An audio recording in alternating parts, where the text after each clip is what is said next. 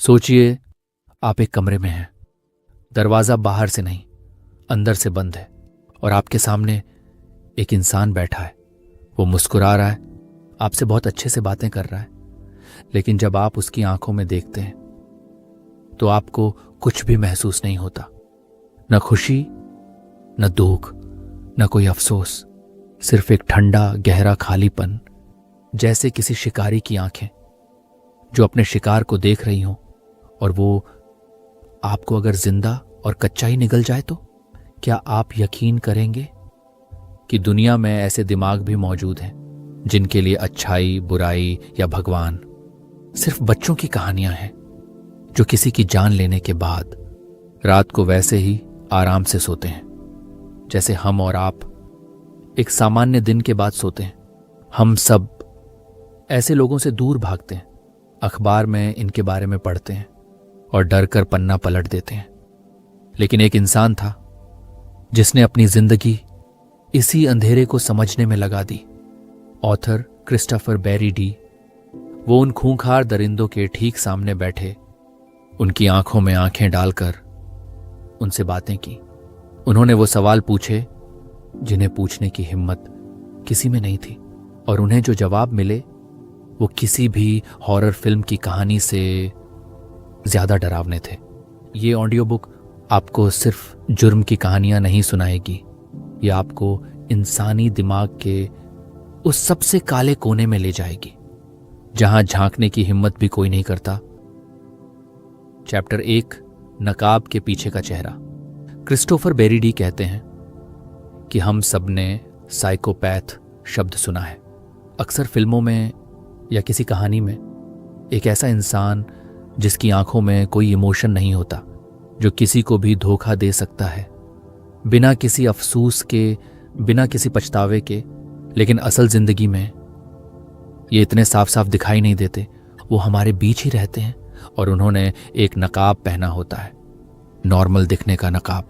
वो मुस्कुराते हैं, हंसते हैं, आपकी तारीफ करते हैं और आप कभी जान भी नहीं पाते कि उस मुस्कुराहट के पीछे का दिमाग कितना ठंडा और बेरहम है। एग्जाम्पल, सोचिए आपके ऑफिस में एक नया सहयोगी आता है।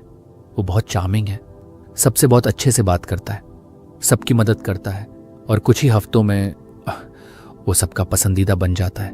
वो आपके पास आता है, आपकी प्रॉब्लम सुनता है और आपको लगता है कि एक अच्छा दोस्त मिल गया है। फिर एक दिन आपको पता चलता है कि उसने आपकी सारी बातें, आपके सारे सीक्रेट्स अपने फायदे के लिए इस्तेमाल कर लिए हैं। और जब आप उससे सवाल करते हैं तो वो आपको ऐसे देखता है जैसे कुछ हुआ ही नहीं। ये साइकोपैथ की सबसे बड़ी पहचान है, मैनिपुलेशन, यानी दूसरों को अपने इशारों पर नचाना। उनके लिए लोग शतरंज के मोहरों जैसे होते हैं। वो आपको इस्तेमाल करते हैं और जब उनका काम निकल जाता है तो वो आपको अपनी जिंदगी से ऐसे निकाल फेंकते हैं जैसे कोई टूटी हुई चीज हो। उन्हें कोई फर्क नहीं पड़ता कि आपको कितना दर्द हुआ। इस किताब में ऑथर हमें यही समझाते हैं कि एक साइकोपैथ और एक आम इंसान में सबसे बड़ा फर्क एम्पैथी का होता है, यानी दूसरों के दर्द को महसूस करने की एबिलिटी का।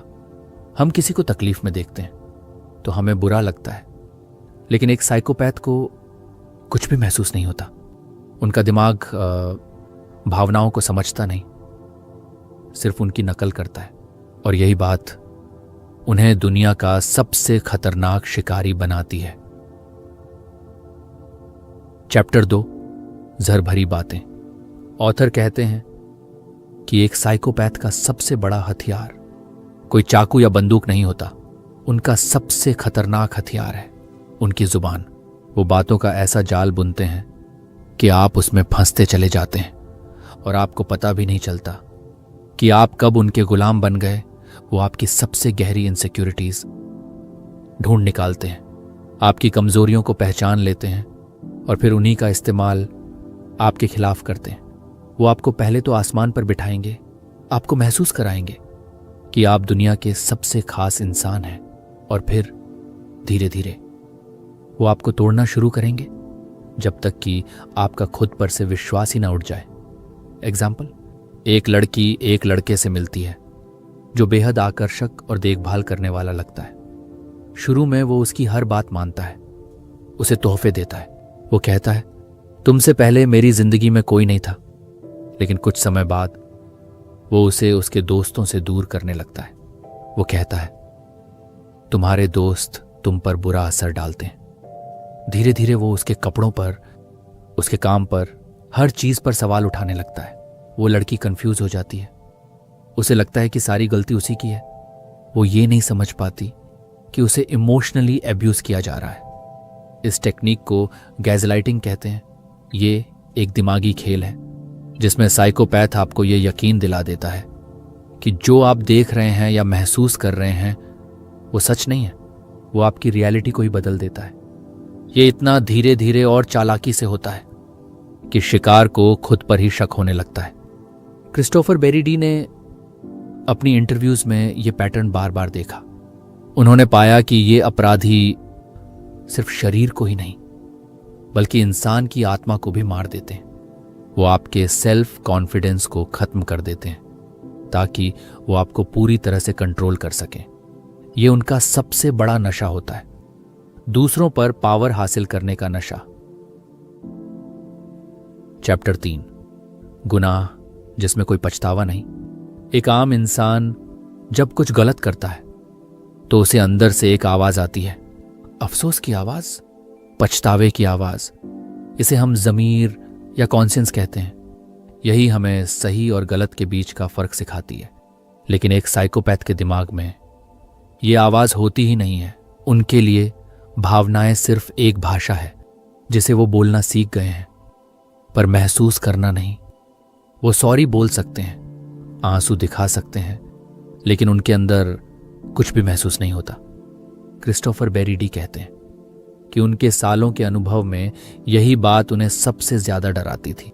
किसी के किए हुए जुल्म नहीं, बल्कि उन जुल्मों के बाद की खामोशी। Example, author Kenneth Allen McDuff नाम के एक सीरियल किलर से हुई बातचीत को याद करते हैं। जब मैकडफ से उसकी बर्बर हत्याओं के बारे में पूछा गया तो उसने अपने किए गए कामों को ऐसे बताया जैसे वो ग्रोसरी लिस्ट पढ़ रहा हो। उसकी आवाज में कोई दुख, कोई शर्म, कोई पछतावा नहीं था। वो बस घटनाओं को एक के बाद एक सुना रहा था। ऑथर को ऐसा महसूस हुआ जैसे वो किसी इंसान से नहीं बल्कि एक खाली खोल से बात कर रहे हो। ये कोई एक्टिंग नहीं होती। वैज्ञानिक मानते हैं कि साइकोपैथ का दिमाग आम इंसानों के दिमाग से अलग बना होता है। उनके दिमाग का वो हिस्सा जो एम्पैथी और गिल्ट जैसी भावनाओं को प्रोसेस करता है, वो या तो बहुत कमजोर होता है या काम ही नहीं करता। इसलिए वो कभी भी अपने शिकार का दर्द महसूस नहीं कर पाते। उनके लिए दुनिया एक वीडियो गेम की तरह है। लोग सिर्फ कैरेक्टर्स हैं जिन्हें वो अपने मकसद के लिए इस्तेमाल करते हैं, और जब वो कैरेक्टर उनके किसी काम का नहीं रहता तो वो उसे डिलीट कर देते हैं, बिना एक पल भी सोचे, बिना किसी अफसोस के। ये ठंडक, ये खालीपन, यही एक असली साइकोपैथ की निशानी है। चैप्टर 4, साइकोपैथ और वहशी का फर्क। हम अक्सर साइकोपैथ और वहशी, सैवेज शब्दों को एक ही तरह के इंसान के लिए इस्तेमाल करते हैं, लेकिन क्रिस्टोफर बेरीडी अपनी किताब में बताते हैं कि इन दोनों में एक बहुत बड़ा और जरूरी फर्क है। हर वहशी साइकोपैथ नहीं होता और हर साइकोपैथ वहशी तरीके से जुर्म नहीं करता। एक साइकोपैथ कैलकुलेटिव होता है। वो सोच समझकर, प्लान बनाकर अपना शिकार करता है। वो बेहद सफाई से काम करता है ताकि पकड़ा ना जाए। उसका मकसद अक्सर कंट्रोल, पावर या पैसा होता है। वो अपने शिकार को एक खिलौने की तरह देखता है, जैसे डॉक्टर हारोल्ड शिपमैन, जो एक डॉक्टर था और सालों तक चुपचाप अपने मरीजों को झड़ देकर मारता रहा। एग्जाम्पल, सोचिए, एक शिकारी जंगल में है। एक शिकारी साइकोपैथ वो है जो जाल बिछाता है, सही मौके का इंतजार करता है और चुपचाप अपने शिकार को पकड़ लेता है। दूसरा शिकारी वहशी वो है जो सामने से हमला करता है और गुस्से में अपने शिकार को चीर फाड़ देता है। दोनों का नतीजा एक ही है, मौत। लेकिन दोनों का तरीका और दिमाग बिल्कुल अलग है। दूसरी तरफ एक वहशी सैवेज इंसान अक्सर गुस्से या इम्पल्स में आकर जुर्म करता है। उसके हमलों में एक बर्बरता, एक गुस्सा दिखाई देता है। वो अपने शिकार को कंट्रोल नहीं करना चाहता, बल्कि उसे तबाह कर देना चाहता है। उसके जुर्म का तरीका बेहद बिखरा हुआ और हिंसक होता है। वो कोई प्लान नहीं बनाता, बस अपनी हवस या गुस्से को बाहर निकालता है। ऑथर के मुताबिक साइकोपैथ समाज के लिए ज्यादा खतरनाक है, क्योंकि वो एक नकाब पहनकर हमारे बीच छिपा रहता है और आप उसे कभी पहचान नहीं सकते। एक वहशी को आप शायद उसकी हरकतों से पहचान लें, लेकिन एक साइकोपैथ तो आपका सबसे अच्छा दोस्त भी हो सकता है और आपको पता भी नहीं चलेगा जब तक बहुत देर ना हो जाए। चैप्टर 5, अंधेरे की शुरुआत। एक सवाल हमेशा पूछा जाता है कि ये दरिंदे ऐसे पैदा होते हैं या दुनिया उन्हें ऐसा बना देती है। ये उनके खून में होता है या उनके बचपन के हालात उन्हें शैतान बनाते हैं। कई किलर्स की कहानियों में एक बात कॉमन है, एक दर्दनाक बचपन, अब्यूज और नेग्लेक्ट उनके अंदर की भावनाओं को मार देता है। वो सीखते हैं कि जिंदा रहने के लिए शिकारी बनना जरूरी है। एग्जाम्पल, एलिन वोर्नोस एक महिला सीरियल किलर थी। उसके बचपन में उसे हर तरह का अब्यूज सहना पड़ा। इस दर्द ने उसके अंदर दुनिया के लिए एक गहरी नफरत भर दी। वो हत्याएं सिर्फ लूटने के लिए नहीं करती थी, बल्कि वो अपने अंदर के गुस्से का बदला ले रही थी। लेकिन हर टूटे बचपन का बच्चा किलर नहीं बनता। कुछ लोगों के दिमाग में पहले से ही इमोपैथी की कमी होती है। ये एक जेनेटिक झुकाव हो सकता है। तो जवाब शायद बीच में है, एक दिमाग जिसमें भावनाओं की कमी है, और जब उसे एक दर्दनाक बचपन मिलता है तो एक राक्षस पैदा होता है।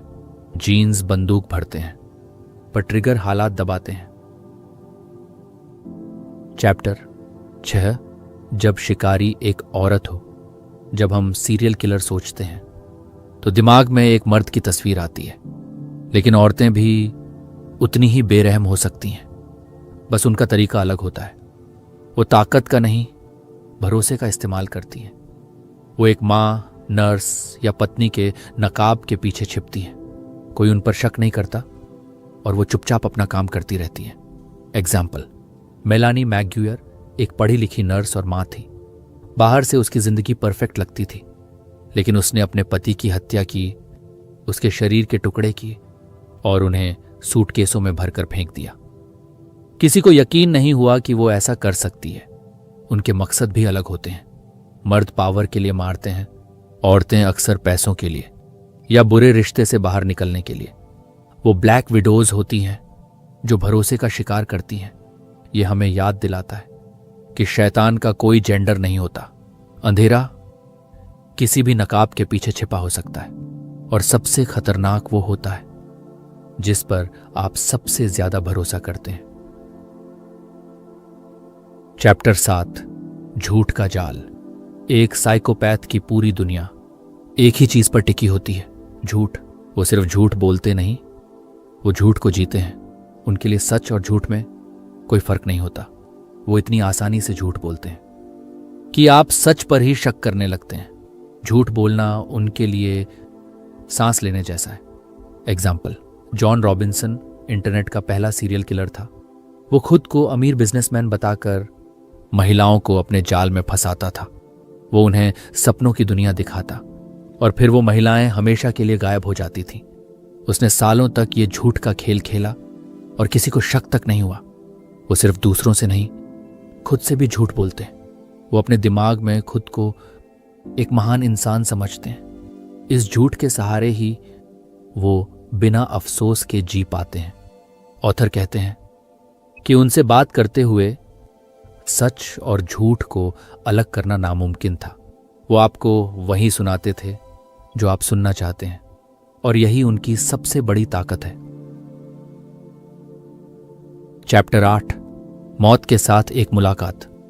क्रिस्टोफर बेरी डी सिर्फ एक लेखक नहीं है, वो उस अंधेरे के बेहद करीब गए हैं जिससे हम सब दूर भागते हैं। वो दुनिया के सबसे खतरनाक कैदियों के सामने बैठे। वो बताते हैं कि उन कमरों में एक अजीब सी ठंडक होती थी। जब आप एक किलर की आंखों में देखते हैं तो आपको वो खालीपन साफ दिखता है, कोई भावना नहीं, बस एक शिकारी की नजर। एग्जाम्पल, वो माइकल ब्रूस रॉस के साथ अपनी मुलाकात को याद करते हैं। रोज बहुत इंटेलिजेंट था और शांति से बात कर रहा था, लेकिन एक पल के लिए उसका नकाब उतरा। ऑथर ने उसकी आंखों में वो ठंडक देखी और समझ गए कि वो किसी आम इंसान से बात नहीं कर रहे। वो उस एहसास को आज भी नहीं भूले हैं। ये मुलाकातें आसान नहीं थीं। अपराधियों ने उन्हें मैनिपुलेट करने की हर कोशिश की, लेकिन ऑथर का मकसद साफ था। उन्हें समझना था कि ऐसा दिमाग काम कैसे करता है। वो जवाब ढूंढने गए थे। इन मुलाकातों ने उन्हें हमेशा के लिए बदल दिया। उन्होंने सीखा कि बुराई सिर्फ कहानियों में नहीं होती, वो सच में मौजूद है, और कभी कभी वो मुस्कुराकर आपस से बात भी करती है। चैप्टर 9, नफरत की आग। साइकोपैथ और सैवेज हत्यारे सिर्फ ठंड और खालीपन से नहीं भरे होते। उनके अंदर अक्सर एक और चीज होती है, नफरत की जलती हुई आग। ये नफरत किसी एक इंसान के लिए नहीं होती, बल्कि पूरी दुनिया, पूरे समाज या किसी खास ग्रुप के लोगों के लिए होती है। और यही नफरत उनके गुनाहों का फ्यूल बनती है। ये नफरत आती कहां से है? अक्सर ये उनके अपने लाइफ एक्सपीरियंसेस से आती है। शायद उन्हें बचपन में बुल्ली किया गया हो, समाज ने उन्हें रिजेक्ट किया हो, या उन्हें लगा हो कि उनके साथ नाइंसाफी हुई है। ये एहसास उनके अंदर सालों तक दबते रहते हैं और फिर एक दिन एक भयानक ज्वालामुखी की तरह फट पड़ते हैं। एग्जाम्पल, केनेथ बियांकी, जिसे हिलसाइड स्ट्रैंगलर के नाम से जाना जाता था, महिलाओं से नफरत करता था। उसे लगता था कि महिलाएं उसे हमेशा रिजेक्ट करती हैं। पुलिस की नौकरी के लिए भी उसे कई बार रिजेक्ट किया गया था। ये सारे रिजेक्शंस उसके अंदर इकट्ठा होते गए और उसने अपना गुस्सा और नफरत बेगुनाह महिलाओं पर निकाला। उन्हें तड़पाकर और मारकर उसे एक झूठा एहसास होता था कि वो पावरफुल है। इन लोगों के लिए हत्या करना एक बदला लेने का तरीका है। वो उन लोगों को सजा दे रहे होते हैं जो उन्हें लगता है कि उनकी तकलीफों के जिम्मेदार हैं, भले ही उनके शिकार बिल्कुल बेगुनाह हों। लेकिन हत्यारे की नजरों में वो उस समाज का हिस्सा है जिसने उसे चोट पहुंचाई। ऑथर हमें समझाते हैं कि ये दिमाग कैसे काम करता है। ये लोग अपनी सारी गलतियों और नाकामियों का दोष दूसरों पर डाल देते हैं। उन्हें कभी नहीं लगता कि गलती उनकी है। उन्हें लगता है कि दुनिया उनके खिलाफ है, और इस नफरत की आग में जलते जलते वो उस पॉइंट पर पहुंच जाते हैं जहां इंसान और जानवर का फर्क मिट जाता है। चैप्टर 10, क्या ये कभी बदल सकते हैं? ये सबसे बड़ा और सबसे डरावना सवाल है। क्या एक साइकोपैथ को ठीक किया जा सकता है? क्या थेरेपी, दवाइयां या सजा उनके अंदर के शैतान को मार सकती है? क्रिस्टोफर बेरीडी इस किताब में एक बहुत ही साफ और परेशान करने वाला जवाब देते हैं। जवाब है नहीं, साइकोपैथी कोई बीमारी नहीं है जिसे ठीक किया जा सके। ये एक पर्सनैलिटी डिसऑर्डर है। ये उनके दिमाग की वायरिंग का हिस्सा है। ये वो हैं। आप किसी इंसान के कोर नेचर को नहीं बदल सकते। थेरेपी और काउंसलिंग अक्सर इन पर उलटा असर करती है। वो थेरेपिस्ट से ही नई नई मैनिपुलेशन की तकनीक सीख लेते हैं। एग्जाम्पल, ऑथर एक ऐसे कैदी का जिक्र करते हैं जो जेल में होने वाले सारे सेल्फ हेल्प प्रोग्राम्स में हिस्सा लेता था। वो थेरेपिस्ट के सामने रोता था, अपने के पर अफसोस जताता था। उसने सबको यकीन दिला दिया था कि वो बदल गया है। पैरोल बोर्ड ने उसे एक सुधरा हुआ इंसान मानकर उसे जल्दी रिहा कर दिया, और बाहर आने के कुछ ही महीनों के अंदर उसने फिर से वही जुल्म किया। वो बदला नहीं था, उसने सिर्फ बदलना सीख लिया था। वो भावनाओं की नकल करना सीख जाते हैं। वो सीख जाते हैं कि अफसोस कैसे दिखाया जाता है, एम्पैथी कैसे जताई जाती है। वो पैरोल बोर्ड और समाज को धोखा देने में माहिर हो जाते हैं, लेकिन अंदर से वो वैसे ही ठंडे और खाली रहते हैं जैसे वो हमेशा से थे। मौका मिलते ही वो फिर से वही करेंगे जो उन्होंने पहले किया था। ये एक डरावनी सच्चाई है। हम मानना चाहते हैं कि हर इंसान बदल सकता है, कि हर किसी में अच्छाई होती है, लेकिन ऑथर का अनुभव हमें बताता है कि कुछ लोग ट्रूली इरिडीमेबल होते हैं। उन्हें ठीक नहीं किया जा सकता, उन्हें सिर्फ समाज से दूर रखा जा सकता है। उन्हें बंद रखना ही बाकी दुनिया को सुरक्षित रखने का एकमात्र तरीका है। चैप्टर 11, मैं ही भगवान हूं। साइकोपैथ के दिमाग के अंदर एक बहुत गहरा विश्वास होता है, मैं स्पेशल हूं, मुझ पर दुनिया के नियम लागू नहीं होते। इसे कहते हैं नार्सिसिज्म। एक ऐसी सोच जहां आप खुद को बाकी सबसे ऊपर, सबसे बेहतर समझते हैं। उनके लिए आप और हम सिर्फ कीड़े मकोड़ों की तरह हैं, जिनकी जिंदगी या मौत से उन्हें कोई फर्क नहीं पड़ता। वो खुद को भगवान समझते हैं, जिसे किसी की जिंदगी लेने या बख्श देने का हक है। उनका ईगो उनकी दुनिया का केंद्र होता है। एग्जाम्पल, टेड बंडी इतिहास के सबसे कुख्यात सीरियल किलर में से एक था। वो खुद को बहुत इंटेलिजेंट और हैंडसम समझता था। उसे लगता था कि वो पुलिस से ज्यादा चालाक है। कोर्टरूम में भी वो अक्सर वकीलों को हटाकर अपना केस खुद लड़ने लगता था। ये उसका एक्सट्रीम नार्सिसिज्म था। उसे यकीन था कि उसे कोई पकड़ नहीं सकता, कोई हरा नहीं सकता।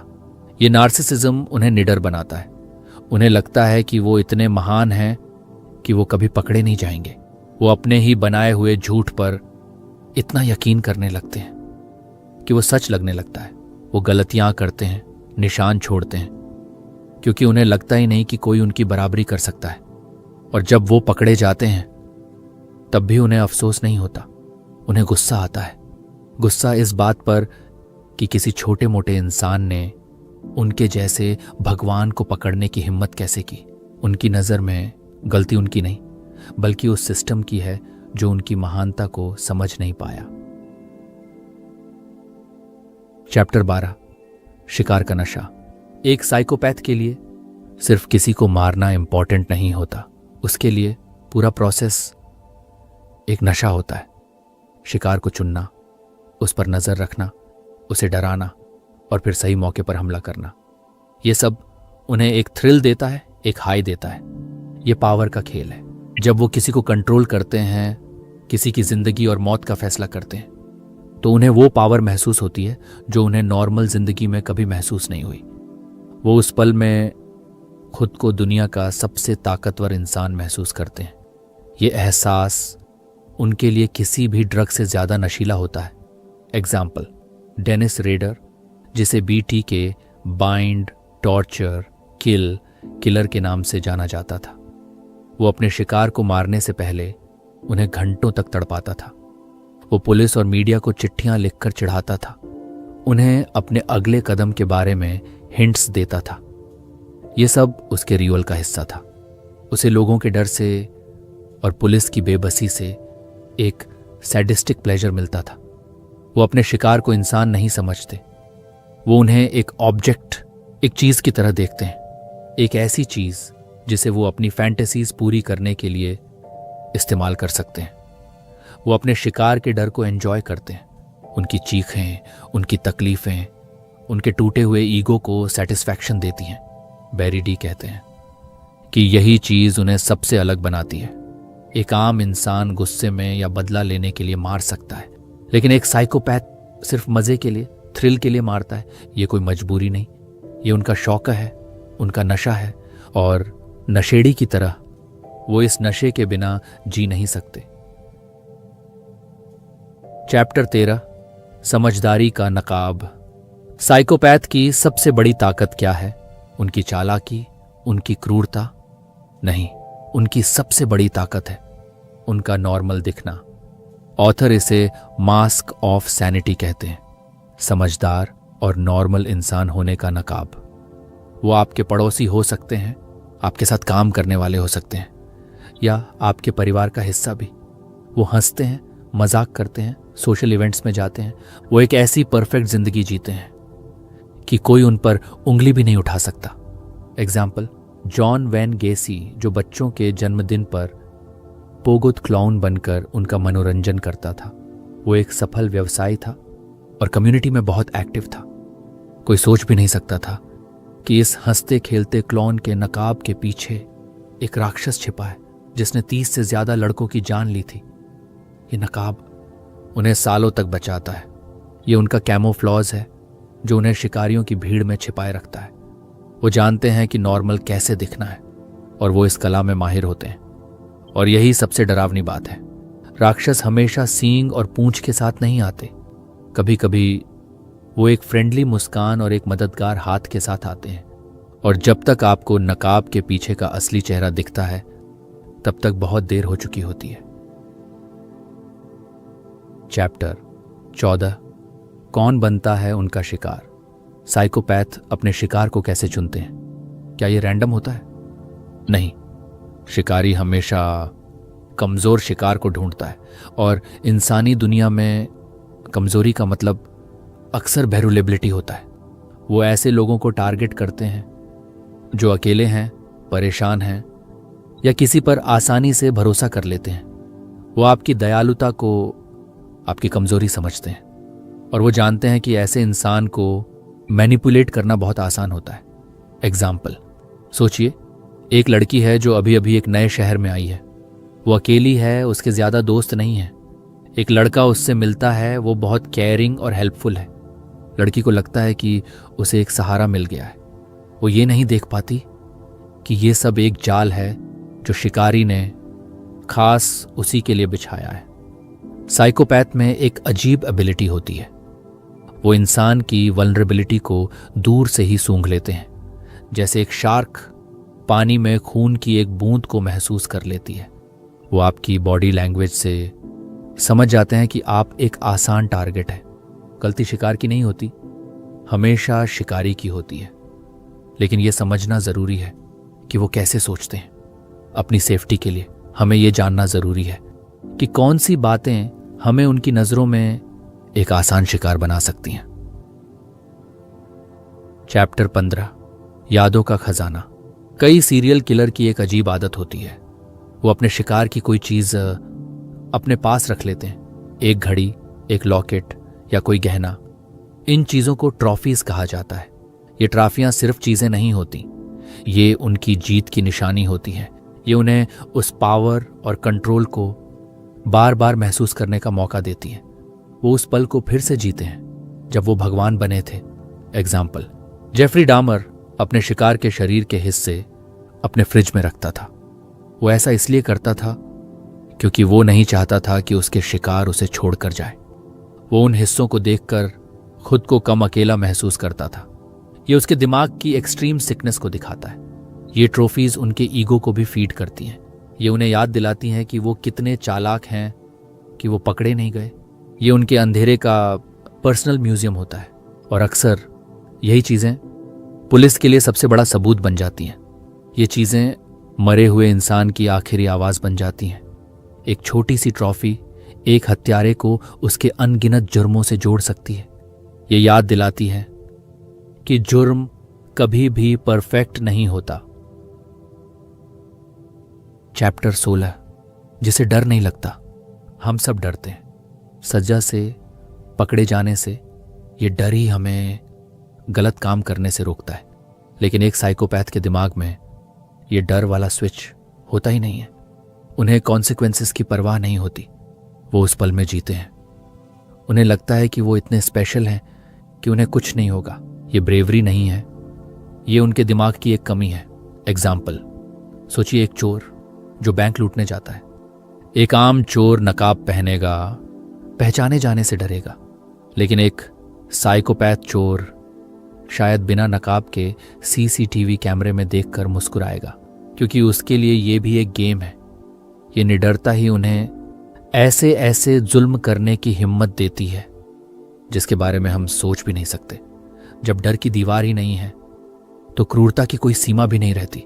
ऑथर कहते हैं कि जब आप किसी ऐसे इंसान से बात करते हैं जिसे किसी चीज का डर नहीं, तो आप जानते हैं कि आप किसी आम अपराधी से बात नहीं कर रहे। आप एक ऐसे दिमाग का सामना कर रहे हैं जिसके लिए नियम और जिंदगी सब बेमानी है। चैप्टर 17, शैतान से सवाल जवाब। एक साइकोपैथ से सच उगलवाना लगभग नामुमकिन है, तो फिर क्रिस्टोफर बेरी डी जैसे लोग उनसे बात कैसे करते हैं। वो उन्हें तोड़ते नहीं, वो उनके खेल में शामिल हो जाते हैं। वो जानते हैं कि एक साइकोपैथ को सिर्फ खुद में इंटरेस्ट है, इसलिए वो उनसे उन्हीं के बारे में बात करते हैं। वो उनके ईगो को फीड करते हैं, उन्हें महसूस कराते हैं कि वो कितने इंटेलिजेंट हैं, और शिकारी धीरे धीरे खुलने लगता है। एग्जाम्पल, एक इंटरव्यू के दौरान ऑथर ने एक हत्यारे से पूछा, आप इतने इंटेलिजेंट हैं, आपने जरूर कोई बहुत चालाक प्लान बनाया होगा, क्या आप उसके बारे में बताएंगे। हत्यारे का ईगो बूस्ट हो गया और वो अपनी कामयाबी की कहानी सुनाने लगा, और अनजाने में ही सारे राज उगल दिए। ये एक दिमागी शतरंज की तरह है। आपको उनसे एक कदम आगे सोचना पड़ता है, आपको उनका दोस्त बनना पड़ता है ताकि वो आपको अपना दुश्मन न समझे। ये एक बहुत ही खतरनाक खेल है। इन लोगों से सीधी लड़ाई नहीं जीती जा सकती। उन्हें हराने के लिए आपको उन्हीं की तरह सोचना पड़ता है। आपको उनके सबसे बड़े हथियार यानी उनके ईगो को ही उनके खिलाफ इस्तेमाल करना पड़ता है। चैप्टर 18, खून में छिपा अंधेरा। क्या बुराई हमारे खून में हो सकती है? क्या कुछ लोग राक्षस पैदा होते हैं? विज्ञान कहता है हाँ और ना। कुछ लोगों के दिमाग में वायलेंस का झुकाव जेनेटिक होता है। उनके दिमाग में डर और एम्पैथी की कमी पैदाइशी हो सकती है। ये एक भरी हुई बंदूक की तरह है। एग्जाम्पल, जेम्स फॉलन एक न्यूरोसाइंटिस्ट हैं। उन्होंने अपने ही दिमाग का स्कैन देखा और वो हैरान रह गए। उनका ब्रेन पैटर्न एक सीरियल किलर जैसा था, लेकिन वो एक अच्छे इंसान थे क्योंकि उन्हें एक प्यार भरा बचपन मिला था। तो खून में अंधेरा हो सकता है, लेकिन उस अंधेरे को बाहर हमारा माहौल निकालता है। जीन्स बंदूक है तो ट्रिगर हालात होते हैं। इसका मतलब है कोई राक्षस पैदा नहीं होता, लेकिन कुछ लोगों के लिए शैतान बनने का रास्ता दूसरों से ज्यादा आसान होता है, और ये एक बहुत ही डरावनी सोच है। चैप्टर 19, जो पीछे रह जाते हैं। एक हत्यारा जब किसी की जान लेता है तो वो सिर्फ एक इंसान को नहीं मारता, वो एक पूरे परिवार को तबाह कर देता है। पीछे रह जाते हैं माँ बाप, भाई बहन, दोस्त, जिनकी जिंदगी हमेशा के लिए बदल जाती है। उनके लिए दर्द कभी खत्म नहीं होता। वो हर दिन उस तकलीफ के साथ जीते हैं। उनके मन में सवाल उठते हैं जिनका कोई जवाब नहीं होता। हमारे साथ ही ऐसा क्यों हुआ? ये बोझ उन्हें जिंदगी भर सताता है। एग्जाम्पल, जब टेड बंडी को पकड़ा गया तो उसके पड़ोसियों को यकीन नहीं हुआ। एक ने कहा, वो तो इतना अच्छा लड़का था, वो तो बर्फ हटाने में मेरी मदद करता था। सोचिए उन परिवारों पर क्या बीती होगी जिन्हें पता चला कि कातिल एक नॉर्मल दिखने वाला लड़का था। ये धोखा दर्द को और भी बढ़ा देता है। समाज भी अक्सर उन्हें अकेला छोड़ देता है। मीडिया की अटेंशन कुछ दिन रहती है और फिर सब आगे बढ़ जाते हैं, लेकिन वो परिवार उसी अंधेरे में हमेशा के लिए फंस जाता है। ऑथर हमें याद दिलाते हैं कि असली विक्टिम्स सिर्फ ही वो नहीं हैं जो मर गए। असली विक्टिम्स वो भी हैं जिन्हें हर दिन उस याद के साथ जीने की सजा मिली है। एक जुल्म की लहरें सालों साल तक सब कुछ तबाह करती रहती हैं। चैप्टर 20, आखिरी चेतावनी। इस सफर के अंत में क्रिस्टोफर बेरी डी हमें कोई झूठी तसल्ली नहीं देते।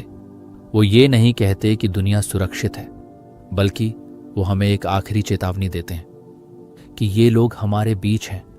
ये किताब आपको डराने के लिए नहीं है, ये आपको तैयार करने के लिए है। ये आपको वो लाल झंडे, रेड फ्लैग्स पहचानने में मदद करती है जिन्हें हम अक्सर अनदेखा कर देते हैं। अत्यधिक चार्म, झूठी कहानियां और एम्पैथी की कमी, ये सब चेतावनी के संकेत हैं। एग्जाम्पल, सोचिए आप एक अंधेरी सड़क पर चल रहे हैं। अगर आपको पता हो कि आगे एक गड्ढा है तो आप सावधान हो जाएंगे, आप बच जाएंगे। ये किताब वही काम करती है। ये आपको जिंदगी के अंधेरे रास्तों पर उन गड्ढों के बारे में बताती है जो दिखाई नहीं देते। ऑथर का अंतिम संदेश बहुत साफ है। अपनी इंस्टिंक्ट्स पर भरोसा कीजिए। अगर कोई इंसान आपको अनकंफर्टेबल महसूस कराता है, भले ही वो कितना भी अच्छा क्यों ना दिखे, तो उसकी वजह होती है आपका दिमाग उस खतरे को भांप लेता है। इस अंधेरे को समझना इससे बचने का पहला कदम है, क्योंकि जब आप जानते हैं कि शिकारी कैसे सोचता है, तभी आप खुद को उसका अगला शिकार बनने से बचा सकते हैं। हमेशा सावधान रहिए और हमेशा सवाल पूछिए। अगली ऑडियो बुक जरूर सुनिए।